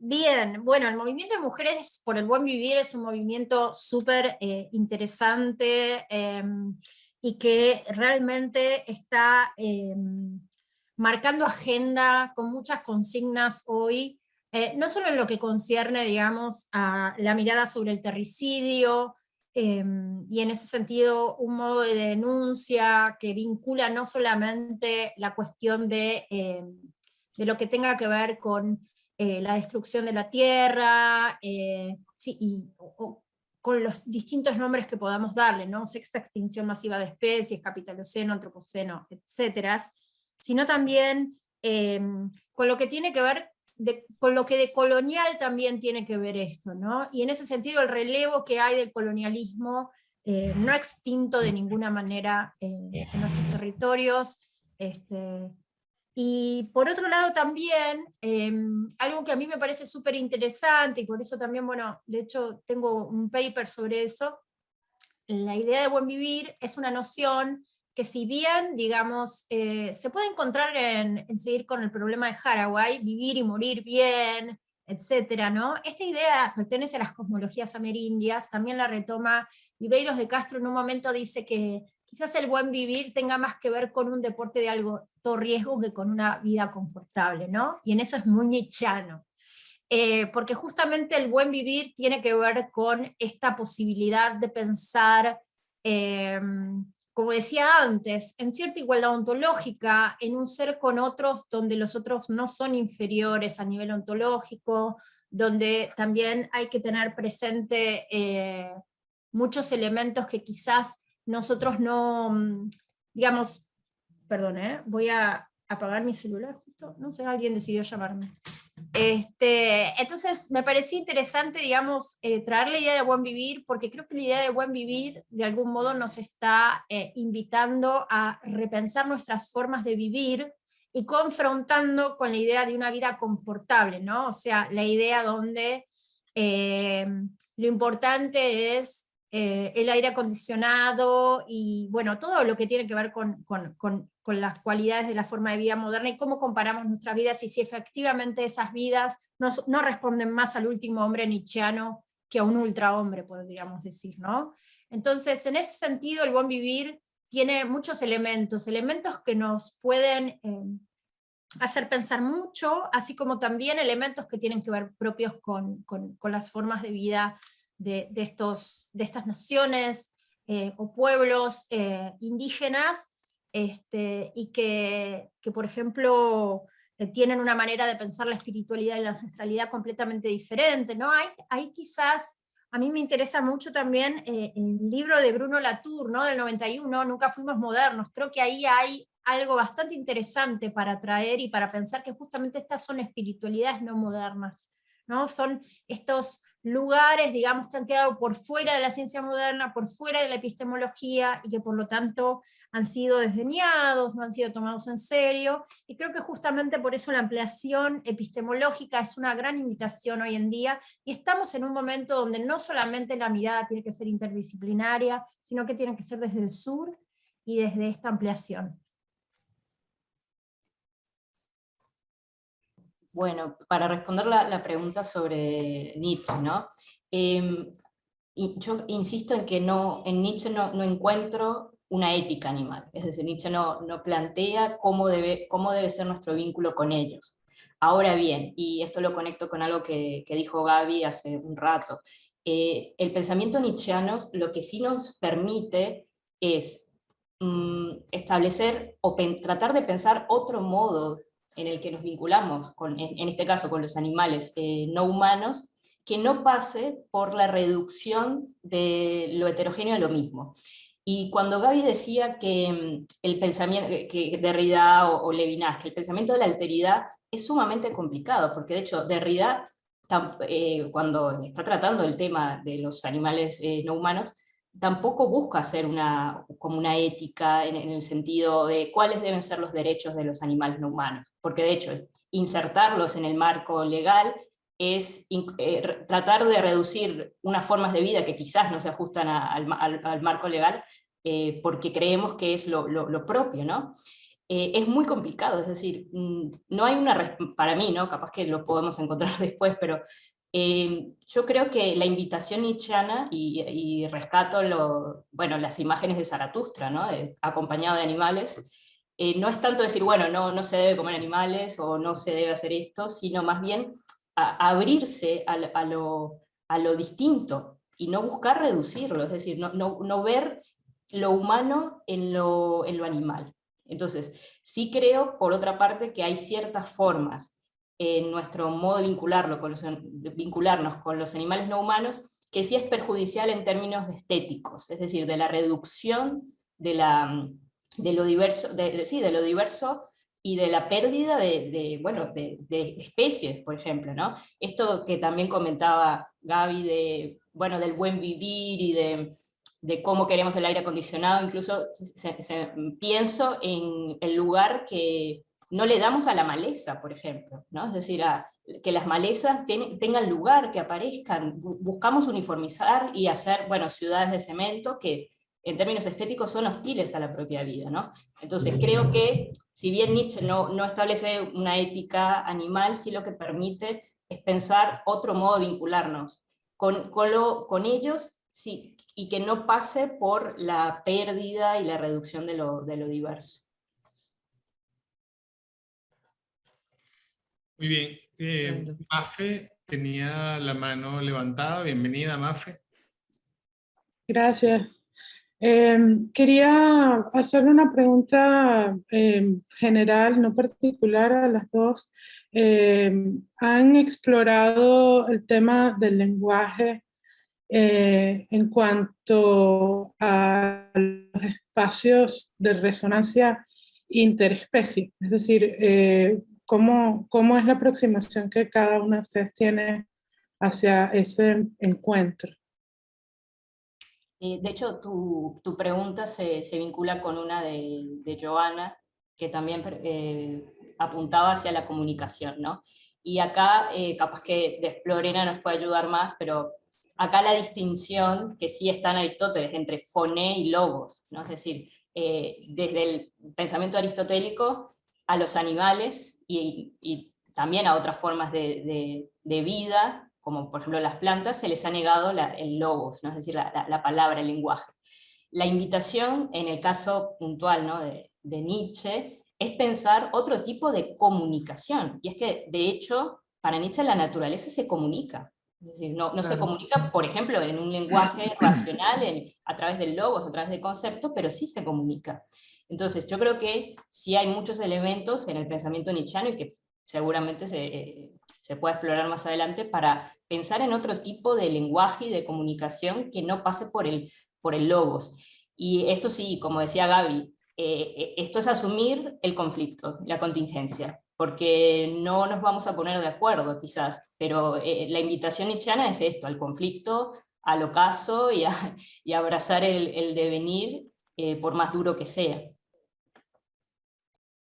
Quería agregar algo, gracias Mafe por la pregunta. También creo que muchos de los etnógrafos justamente avanzan sobre la pregunta por el lenguaje.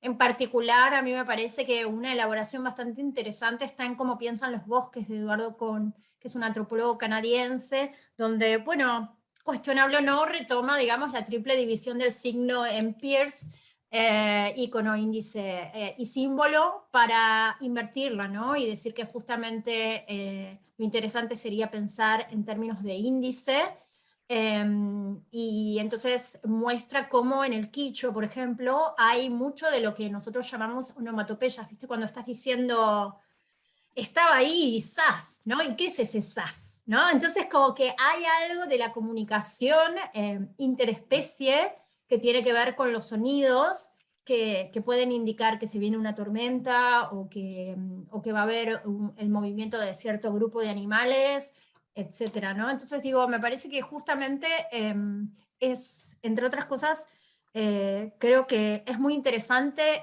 repensar la cuestión de lo lingüístico a la luz de estas cuestiones, porque sí creo que permitiría abrir el campo hacia cuestiones menos idealizantes, mucho más situadas, y darles como un lugar de mayor respeto también, ¿no? En vez de pensar como Hegel, que decía que los ideogramas estaban más pegados a la imagen y por lo tanto eran más precarios, y el símbolo era una maravilla, quizás empezar a pensar que, bueno, que el símbolo ha sido una de las maneras, y de las maneras también del deseo del significado trascendental, ¿no? Finalmente, entonces en ese punto ampliar un poco eso.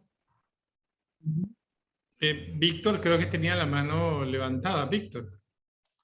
Sí, sí, es que muy interesante todo lo que están diciendo, podríamos quedarnos 2 horas acá hablando. Yo que quería volver a una reflexión que comencé a hacer con algo que hizo Maybeth, que tiene que ver con la memoria, pero más que nada relacionado con esta interesante contraste entre riesgo y comodidad que introdujo Gaby con Viveiros de Castro, dijiste, ¿no? Viveiros de Castro es el que introduce claro, la noción esta de riesgo y comodidad. Yo pienso, una de las cosas características del ser humano y de la razón, ¿cierto? Es la de sedimentar los sentidos, de hacer que esta espontaneidad de la que estaba hablando tanto Maybeth al principio, ¿cierto? Esta espontaneidad vital sea controlada de alguna manera, no solamente en los animales, sino en nosotros mismos, ¿no? Ahora, una de las cosas, viendo esta película que se llama Still Alice, no sé si la han visto, que trata de esta mujer que Alzheimer. 50, que comienza a experimentar el Alzheimer y trata de alguna manera de anticipar lo que le va a pasar, pero es la pérdida de la memoria. Una de las cosas que pensé al ver esa película es qué importante es para nosotros esta noción de la identidad en función de lo que lo que recordamos, ¿no es cierto?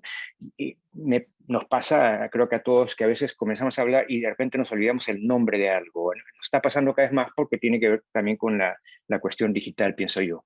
Pero en todo caso, ¿qué cosa es lo que hacemos? Ahí sí es que no nos acordamos, nos quedamos paralizados, ¿no es cierto? Como que ya no sabemos qué hacer con eso. Y a mí me parece que una de las cosas interesantes acerca de la pérdida de memoria es aprender a seguir la espontaneidad que sigue, porque hay una memoria que tiene el animal. El animal no recuerda lo que hizo ahorita, pero su cuerpo está presente y hay una memoria que está cargando, ¿cierto? Porque es como que nosotros no estamos conectados ya con esa memoria, entonces perdemos la memoria conceptual y nos perdemos, ya no sabemos qué hacer.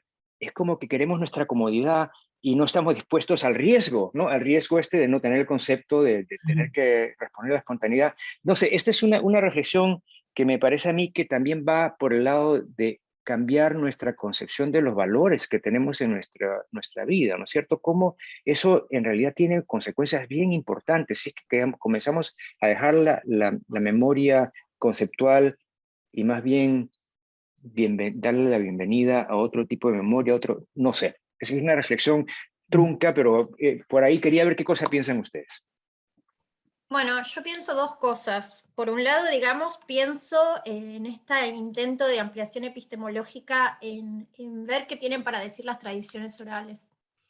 Porque ahí me parece que hay otro tipo de pensamiento sobre la memoria, es sumamente interesante y frente a lo que podría ser, ¿no? Como la cuestión tradicional. Y por el otro lado también pienso en espectros de Marx, ¿no? Y en la noción de espectralidad.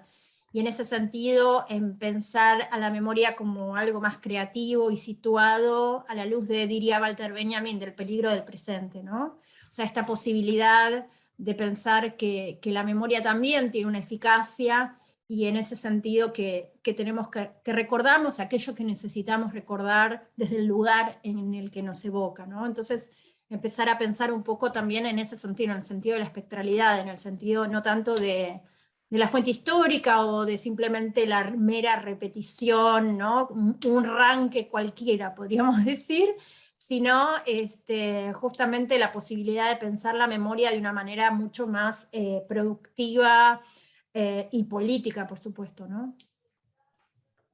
Víctor, yo hace 2012 escribí un artículo que se llama El olvido como vis, o sea, como fuerza curativa, de Nietzsche, ¿no? De hecho, creo que comentaba cómo Nietzsche en ese pasaje de la segunda intempestiva ve como con envidia al animal que no recuerda, porque en efecto la memoria es bastante contraproducente en algunos casos para nosotros, ¿no? De hecho, Claro.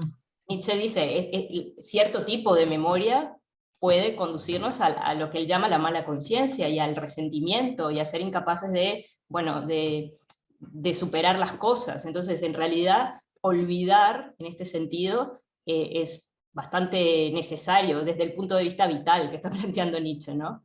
Sí hay mucho de eso del olvido como una fuerza también disgregadora, que es hacia también lo que apunta Nietzsche, no tanto a la constitución, sino a la disgregación.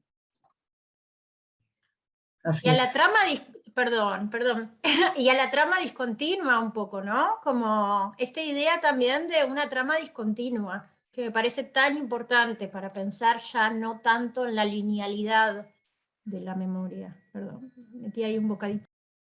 Bien, bien, maravilloso. Yo quisiera abordar algo, así como dice Víctor, no muy lineal, sino unos comentarios con muchas ideas. Pero nosotros acabamos de inaugurar una exposición que se llama El Bosque, muy interesante en muchos sentidos. Y pienso en lo que Maybeth planteaba sobre el arte, por supuesto, el arte de Nietzsche, como la idea del proceso y no el producto, es decir, del hacer, del arte, del artificio del hacer.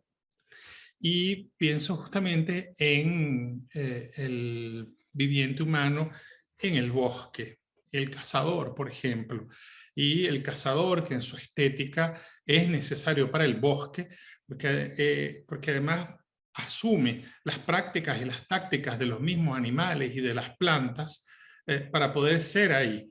y ese ser ahí, hay una estética extraordinaria del cazador que no es distinta a lo que pudiésemos decir, pues un arte del bosque en su movimiento perpetuo de mantenerse en cierto equilibrio.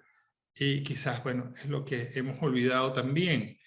Y aquí, en este caso, el artista que trabaja, Samuel Baroni, se llama él, a fuerza de intuición, hace su bosque en muchas de las obras en un vínculo directo de el hacer con el hacer animal, en este caso del insecto. Es muy interesante.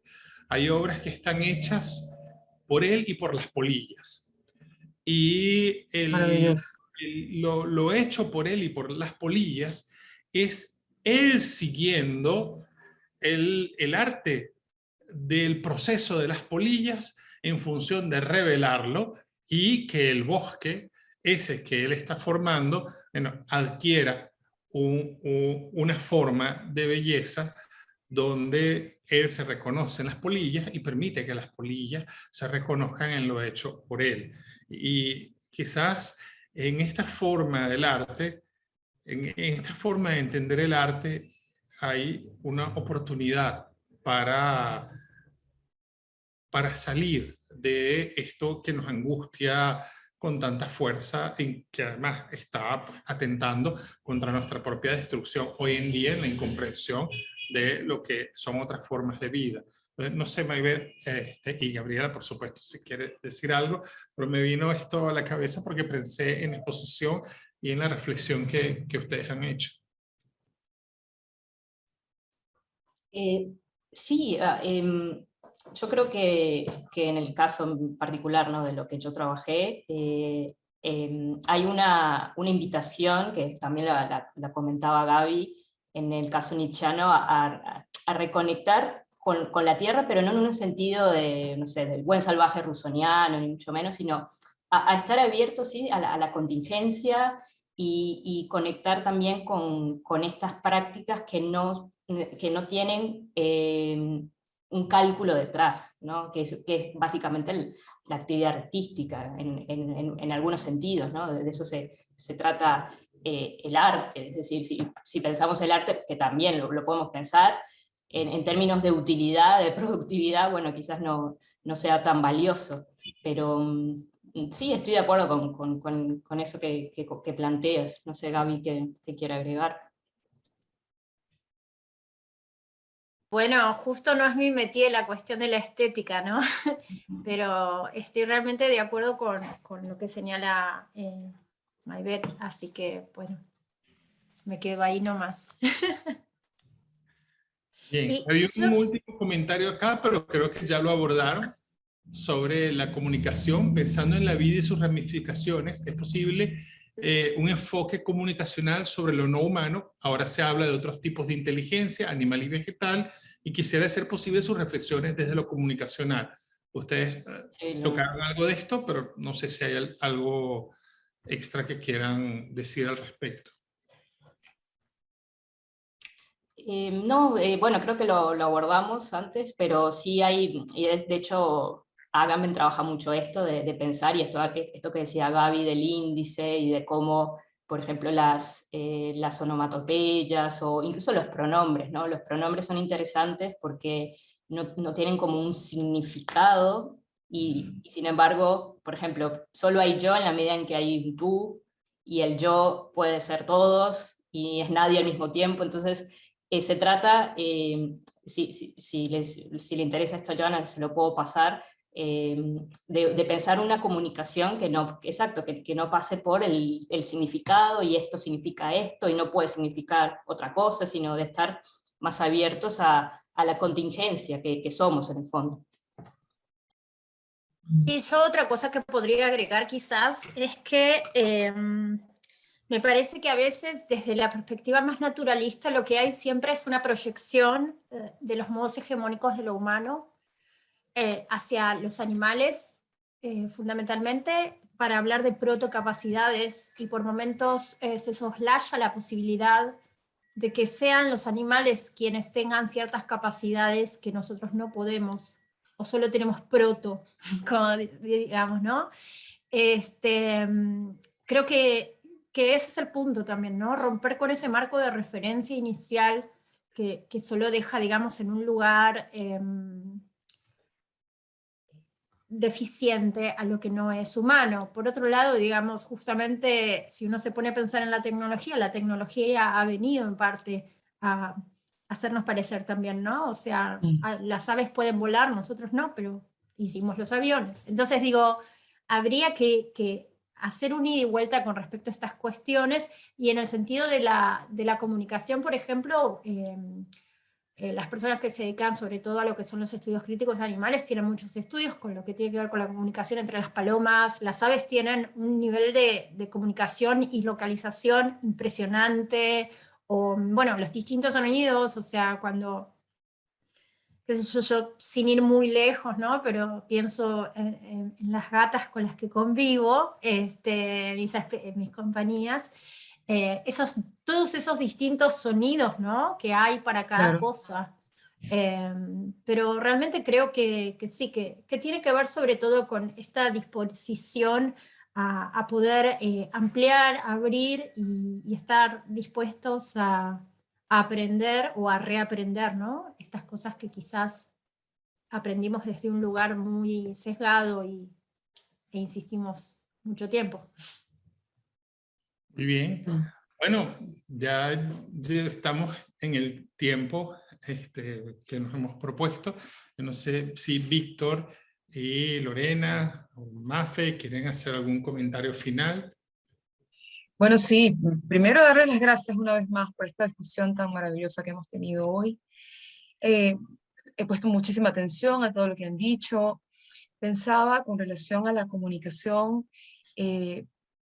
¿cuál es la frontera, cómo lo ven ustedes, como para cerrar, en la que podemos humanizar, comillas, ¿no? Nuestra relación o comunicación con los animales, ¿no? Quiero decir, uno lee, por ejemplo, textos como Agamben, por ejemplo, haciendo toda esta difícil elaboración de cómo podemos comunicarnos o aprender sin conceptos, etcétera, ¿no? Sin embargo, a mí me parece que toda la experiencia de la sensibilidad y de la apertura que cada uno puede tener, se la cultiva, ¿no? Ante los animales, por ejemplo, Gaby, tú convives con gatas, Maybeth, tú también tuviste un gato.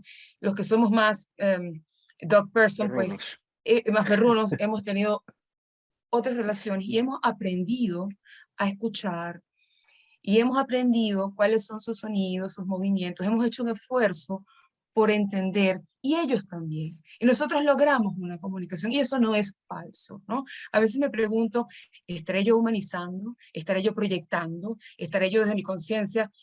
Pero lo diluyo, porque la misma frescura y espontaneidad de la comunicación que se da entre nosotros me permite al menos sentir que nos estamos entendiendo, y que la comunicación no tiene por qué ser, nada obliga a que sea a través del logos y el concepto. Para quien diga, por ejemplo, que la vida es un concepto humano, bueno, yo me pregunto, ¿pero qué concepto no es humano? Todos los conceptos son humanos, ¿sí? Hay otras formas de conectarnos con todo, con las plantas, con los animalitos, con todo, ¿sí? ¿Por qué tiene que ser con el logos? ¿O por qué el logos tiene que entenderse solo a través del concepto? ¿Sí? Puedo irme mucho más lejos y pensar el logos de otra forma, donde todos seamos logos, y puedo irme muy atrás, y eso lo podemos discutir en otro momento, ¿no? Pero esa frontera yo la diluyo con mi espontaneidad y con el amor que siento con el animal, y que además, y que siento que recibo, y que sé que él lo siente. Puedo vencer esa frontera de sospecha, de imposición humanista, con mi propia sensibilidad, o no. O tengo que elaborarme un aparataje como el de Agamben para poder pensarlo o sentirlo. Yo creo que vamos a tender a hacer eso siempre, ¿no? ¿Será qué pensará mi gato, ¿no? ¿Será que tiene conciencia? ¿Será que quiere que le haga mimos o no? Yo creo que desde una perspectiva muy nietzscheana somos humanos, demasiado humanos, y quizás no podamos hacer eso. Ahora, lo interesante es eso que estás planteando tú, ¿no? Bueno, no tratar de racionalizarlo mucho, sino de convivir. Entonces, ahí es donde lo conecto con la hospitalidad, ¿no? En el sentido de Levinas y de Derrida, del otro absoluto, con el que no me tengo que vincular porque es igual a mí, o porque tiene, no sé, una capacidad similar a la mía, sino recibo al otro y en la medida en que es radicalmente distinto a mí. Y en el fondo común, porque en el fondo compartimos cuántos, no sé, moléculas, átomos, en el fondo, digamos, en el mundo o desde la mirada subatómica, pues somos lo mismo. Y en esa mismidad, sin embargo, sumamente plurales, ¿no? Sumamente distintos, diversos. Ahora hay un halo secreto, siempre lo he sentido entre, por ejemplo, las plantas y yo, los animales y yo, cuando digo yo, cualquiera de nosotros, al que podemos atender. Y nos podemos comprender, ¿sí? Ahí la fuerza la tiene la experiencia y no, creo yo, el argumento, ¿no? Yo creo que ahí está el riesgo, justamente, la posibilidad de comprendernos y de no comprendernos. Y no creo que ninguna de las dos sea la respuesta definitiva. O sea, no solo con los animales, sino también con las plantas y con otros humanos, ¿no? O sea, Eso. cuando vamos, qué sé yo si ahora viajara a la China, creo que me sentiría más perdida que con mis gatas, por decirlo rápidamente. Es decir, Claro. porque no tiene que ver solo con utilizar un lenguaje simbólico, o tiene que ver con muchas cosas, ¿verdad? Tiene que ver con costumbres, con maneras de transmitir las cosas. Entonces me da la sensación de que es una cosa y la otra, ¿no? Es un poco el poder comprenderse y el no comprenderse también. Y quizás en esa imposibilidad de comprenderse completamente no nos comemos al otro, no lo neutralizamos completamente, que creo que es un poco el problema también de los universalismos, ¿no? Sí, magnífica reflexión final, me parece a mí, Lore, y tiene esto que ver con la apertura a lo heterogéneo, ¿no? Heterogéneo no solamente en los animales, sino en el individuo, ni siquiera los chinos o las culturas diferentes, sino el individuo, o sea, asumimos que el otro es igual que nosotros. Eso a mí me parece que es completamente falaz, que mientras más estamos viendo la diversidad en la naturaleza, comenzamos a verla también entre los seres humanos. Y ese es un cambio de actitud, de perspectiva, que es esencial para este nuevo mundo, ¿no? El posthumano. Yo simplemente quiero agradecerles realmente una excelente sesión con tantas ideas. Tenemos para hacer muchísimos más sesiones. Espero que podamos hacerlas. Y les voy a pedir que por favor compartan con nosotros sus ponencias, que nos gustaría continuar con el diálogo, e invitarlos, por supuesto, a la siguiente, que Humberto, tú seguramente lo tienes ahí presente. La próxima. Te paso la palabra. Muchísimas gracias a todos por su presencia. Gracias. Sí, tenemos nuestra próxima ponencia en junio del 18, donde van a estar Alejandra Boria y Víctor Krebs. Va a estar extraordinaria, como todas las que hemos tenido hasta ahora, para continuar con el ciclo. No sé, Mafe, si quieres decir algo antes de cerrar. ¿No? Bien, muy bien. Agradecidos entonces con todos los que han asistido. Los esperamos de nuevo el 18 de junio. Y bueno, que tengan... Y el tema es cuerpos. Cuerpos humanos, pero me imagino que se extenderá la discusión para otro tipo de cuerpos. Sí. Claro. Muchísimas gracias. Bueno, muchas gracias. Gracias, Maybe. Qué gusto, Gaby. Placer. Gaby, probablemente te escriba.